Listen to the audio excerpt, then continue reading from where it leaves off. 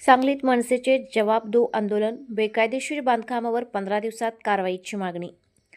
सांगली शहरातील मोठे मॉल, रुग्णालय व व्यावसायिक इमारतींना नगररचना कार्यालयातून बेकायदेशीरपणे बांधकाम परवाने दिल्याचा आरोप करत महाराष्ट्र नवनिर्माण सेनेच्या वतीने जवाब दो आंदोलन करण्यात आले.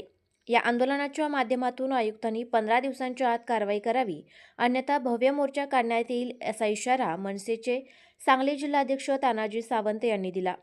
यावेळी R City Mall, PNG jewellers, Krishna hotel, Kali Khan, आयुक्तांचा बंगला, माळीज गोविंद आयकॉन तसेच शहरातील काही मोठे हॉस्पिटल्स व व्यावसायिक संकुलांना नगररचना विभागाकडून बेकायदेशीरपणे बांधकाम परवाने देण्यात आल्याचा आरोप करण्यात आला आहे. या सर्व प्रकरणांची सखोल चौकशी करून संबंधितांवर तातडीने कारवाई करण्याची मागणी आंदोलनकर्त्यांनी केली. आयुक्त खरोखर स्वच्छ असतील तर त्यांनी या तक्रारीवर तात्काळ कारवाई करावी.